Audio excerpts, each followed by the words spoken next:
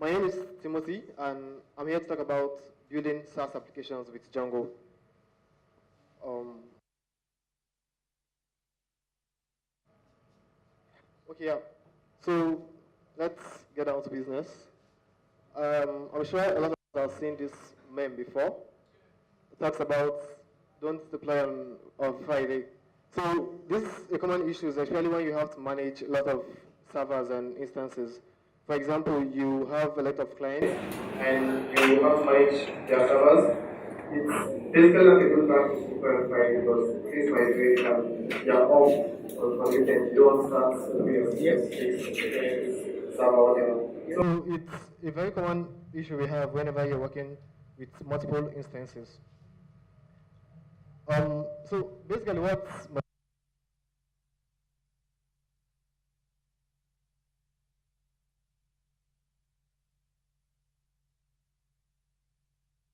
particular just one server whereby you are going to be having multiple clients. You don't need to be spinning up different instances or servers for each of them. You could use the same instance, same application for everybody on that same instance. Yeah, SaaS, it's a common term, but for those that are new to it, it basically means software as a service. It's one of the cloud computing models. And basically what you use multi-tenancy for is to build SaaS applications. You want to build applications that run on the cloud.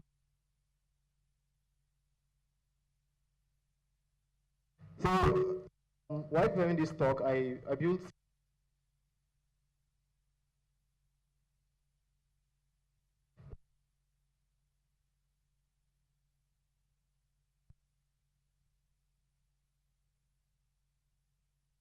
familiar with of client on that same instance. So the way on every client I'm having that wants to manage the employee could use the admin panels to do that. And also there's an API for, let's say you want to build a custom UI to it. I use Django REST framework. But right now we're using the API to get all the list of clients on that instance. So you could also get a list of all the clients you have on your instance. You could build apps and specify whether you want those apps to be tenant specific or shared. Should they work for each tenant separately or they should be shared among everywhere you have. So I'll give the URL to this at the end of my talk. So you might, what are some of the factors that you consider factors that you would make you want to build a SaaS applications? One of the first ones we have is multiple clients. Basically, I've been talking of clients since it's majorly you're building an enterprise solution and you're considering having multiple clients to use the application. You basically want to build a SaaS application for this type of approach.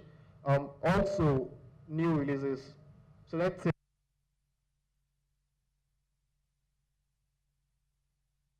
would it make sense for you to release a new feature and have to deploy that on each separate instance for each separate client you're having?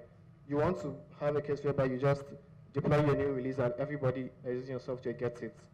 Also, when you want to save yourself deployment costs and time, it's very good for you to take follow.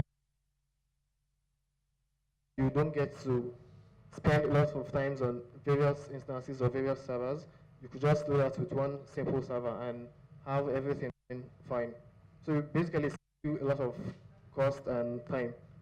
Scalability also. We talked about scalability now some minutes ago. And basically when you want to scale your servers, maybe when you feel you should add more resources to your servers, more computing power, it's regular and you don't want to do that across multiple servers. It's very best you follow constant architecture and building your solutions. Also, if you want to maintain a single code base, this is something very important, I guess. Now, having multiple clients, you might have to have various flows on your project, each flow for a particular client. But in this case now, you have a single code base and then use it across all your clients. And it's very good because you'll be able to maintain your codes more efficiently and more better. So one thing you might think this is a problem because of optimizations for each client. Now, there is a way you can implement customizations into your system itself. So let's say customer wants some specific features. You have those in your app generally and have maybe a button to take on the feature you want or not. So basically you have a very big large application and it's a single code base can be used by multiple clients and it gets select whatever you want to use, whatever you don't want. Yeah, so this guy is here applying content architecture of things like Slack. So we are very familiar with Slack and Slack workspaces. Those are lots of using it, I'm sure. And basically they follow content architecture themselves. There's also a company I was because with FlexUp, they built additional software. So FlexUp has this additional software, they built a very robust one. And instead of deploying it for over 300 schools they had at the time, they had just one version and a very large instance, and it's served all the clients that they have. You also have applications like G Suite, Salesforce, Shopify, HubSpot, CRM. These are providers of various applications that adapt for sales architecture. So, what does it look like? This is basically this. We have an instance and we have multiple databases. So, I'm talking about instance client application. So, the application itself exists on the instance. And then we have multiple databases for various clients. So, here we also have clients A, B, and C, each with its own separate database. And this is how it looks like. But there are still more to this. And containers are actually implemented in various ways. And we'll look at them shortly. So it's obvious developers of those SaaS applications that we saw previous added container architecture. And you could begin to build something like this to yourself if you're considering building an enterprise solution for various clients. So this is also another way it looks like. On the left hand side we have what we do normally. Build an application, set up a server for it, and then deliver it to our clients. Or on the right hand side we have container architecture implemented, whereby we have our clients database in one place, and then just one instance application also, which is very, really weird. So instead of having two different applications for our clients, we're having just one single application. Constants are also includes just, I'm going to show you that now. The first one we have is the isolated approach. So the isolated approach is where you have each client having his own separate databases. So you have your clients and then the same application still because we are in advanced architecture right now. We have the same application, but then we are having different databases across. So separate databases for each client. Each client has their database. That's the first one. Then the second one is the semi-isolated approach. Here it's basically the same database, but then different schemas. And this is possible with databases like PostgreSQL, whereby you can have the same database and multiple schemas, but each schema having almost the same table as every other schema you have. So you don't have to also manage multiple databases with Postgres. You just have one application, one database, and one server. But then each client has its own schema in the database. And this is something that what this makes use of. So yeah, this is like Django Tenant schemas. So basically, Django Tenant provides us with all the whole complexities we need to implement constants in Django, and it does a lot of things for us like the tenants view routing, which basically tells your application itself what database to use when you client visits. So if client A visits my site, it tells okay, fetch from the database. If client B visits my site, it tells it fetch from this database. So basically, it handles all the whole complex parts of constants for you. And to install it is basically just pip install Django. It doesn't have those complex dependencies and all of that. So yeah, we're going to use Postgres. This guy provides us the multiple schema database architecture whereby you can have multiple schemas in one DB instead of because Django Tenant schemas makes use of semi-isolated approach which has one database and multiple schemas.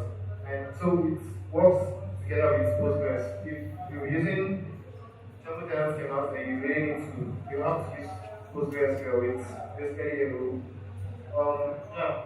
So Django schema is based on several model, I just said, and it provides us better security, simplicity, and performance. So this is just how it feels which get installed. You could find other libraries doing things in a different way. You could find other libraries using the isolated model themselves. Or tenant schemas chooses a semi-isolated model whereby it has one DB and multiple schemas. Simplicity basically helps you keep everything simple and straightforward, has better performance, and I'm sure if you're very good at PostgreSQL, you might have those advantages of using it over MySQL. So, I've been here for talks since, and I'm sure what's some goals. So, our goal is for you to have one application, one server, one TV also, that's one PostgreSQL, and then multiple schemas for our clients. So let's get on some goals. So basically, after installing Django Tenant schemas, you want to create your model, the model of your customers, of your clients, whatever you choose to call it. And that's basically already, we just import the mixin. So Django Tenant schemas already has a mixin. The mixin is means multiple inheritance, something you can import sure that. So you could see I'm creating a client model here, using tenant mixin to specify things like name, maybe pay on. So if you have a client now, for example, and you want to specify the client's name, maybe when did you pay, that's the suspicion. When did you pay on trial, is it on trial or not? When did you create that instance for that client? And the tenant mixin itself has some custom fields, things like schema name, domain URL, which actually there, but then we are trying to extend that class by passing more fields to it. That's basically, we also need to specify what model is holding the tenant configuration in the settings.py file. So basically, this is the name of our app is customers, and the name of our model is clients. You can see it from here. Then, secondly, also your settings.py file, you need to specify the apps that are shared and the apps that are tenant specific. I mentioned this, majorly you need to do this because there are some apps you want to share across every tenant, every client that you have in your software. There are some apps that are actually client specific for your clients. So for example, now let's say authentication. You basically don't want to share authentication. You want to make sure everybody has its own separate login. So if I'm on client A now and I have a line admin, I should be able to use that line to log into another person's application. Yes. They are all on the same application, all on the same database, but they should have some other apps separate. And those are what's called tenant apps. They are called tenant specific apps, and then you have what's called the shared apps. So your shared apps should be, for example, your Django admin. So Django admin is basically what everybody needs. So if you by yourself you could even just look at the things you feel people should have and which things you should be general across everyone. Also, you need to change compare databases. So, one more thing is change your database engine from tenant schemas to Postgres backend. This is just like the Postgres in Django. And if you're using things like Django DJ database URL, you could also use this also. There's a way to go around it, and it's still the Postgres database engine it's using underground. Also, you need to set your database routers. Basically, this helps to tell your application what schema it should fall to when your clients visit the application. So just like we have in Slack, I can have something like python.slack.com or things like java.slack.com. So when you visit that URL, you should be able to tell the application that, okay, what database should I use based on the subdomain I'm using to access the site right now. So that's basically what database routers does for us. It tells the application what particular schema to access. You need to set your middleware classes also and your tenant context processors. So this, I think, after this, that's all. You basically have a full multi-tenant application. Yeah, and this is probably how it looks like. So you have a lot of clients running on the same environment. So some of the commands we use when you're using multi-tenant, Django multi-tenant schemas is usually after creating applications and making edits to your model files, you need to make migrations. That's common across the normal usual way we do in Django. But then when you make those migrations, to migrate those changes that you have made, it's not Python -py migrates. It's now Python -py migrates schemas, and you pass the shared property to it. So it means let's assume you added a new feature to your application now, and you want everybody to access it. You're going to make migrations for that model, and you're going to migrate schema. So generally, that new stuff implemented will go across to everyone. Then sometimes you want to perform some commands that are basically for just one particular schema, that's one particular client. And you can do that by saying Python -py tenant _ command, and then the command. So commands like create super user, change password, all these Django commands that you run with the -py, you could do that and then pass the schema also to it. If you don't pass the schema, it's going to ask you which schema do you want to apply this to. So now we have everything done. How are we going to create our first tenant? So you have to, this looks familiar. This looks like something you would do in Django shell, right? Python -py shell, and we can use this to create our first tenant. But firstly, we need to create our public tenant. Our public tenant is just a public tenant, just something universal. It doesn't really rely, so that could rely on our domain itself. So just import the client model that you created earlier, and then pass the attributes. So you could see when we created that, we didn't pass things like schema name or domain URL. Those already exist from the tenant mixin we're importing from. And then we can now pass things we created ourselves, things like name, paid until, and on trial. I remember we added, I think date created was an auto add noun field. And then you save. So once you save, it basically creates this schema in your database and then populates all the tables you have in your applications. Now that's one tenant. Creating another tenant is also very simple. You can see this is the tenant's name here. I'm passing a different URL now along with a subdomain. So initially I was passing the main domain itself for my public tenant. Now I'm passing a subdomain. I'm also passing a new tenant name. So these fields are unique. Your schema name, because it's going to create a new schema for you in your database. And you save, and basically that's all. Now we have two tenants. So if you're still not convinced about using multi-tenancy in your applications, I still have some points for you. So benefit of SaaS applications with providers as basically the developers themselves. It's basically a way of having a consistent revenue stream. As you don't build applications and sell them off to your users one time. This is a case whereby you build applications and then you bill your users based on subscription. And that's something that is very cool because you always get your money from your users and you have the right to shut them down whenever they don't pay you. Your faster development cycles, it's quite faster developing one application than developing multiple applications for various clients. Easier to obtain of bugs. So this is very good. For example, when a client reports a bug to you, if you fix that bug, it actually gets fixed across every tenant that are using your application. Your software is basically yours. It runs on the cloud, so there is no issue of software theft or whatever. Yeah, and this is one other very good advantage, single code base. So we have a single code base across multiple users. Now, we are not being selfish. The benefits are not for you alone. You also have benefits for users. So basically, the users of your client or your application would be more happier because they don't have to go through the stress of hosting those applications themselves. Because basically, we don't host Slack ourselves. We just create a workspace and that's all. They also don't need an IT team in-house. Anything they want, they could just report to you, and they're sure you're going to fix it for them because they're not the only ones using the software. Also, they could easily scale up and down. So you could build a type of application whereby you have things like gold package, premium package, and all of that. So when your users see maybe they need a bigger space or whatever, they could easily upgrade their packages with you. Yeah, so other tips. So these are some tips personally I found out while using multi-tenant schemas. When managing your DNS, your domain configuration, for example, you basically want to use wildcards because you want to allow all subdomains to access your site. Also, when you're building your interface with JavaScript clients, things like React, whatever JavaScript client might be, you can actually access your hostname using location.hostname. it's going to give you your URL.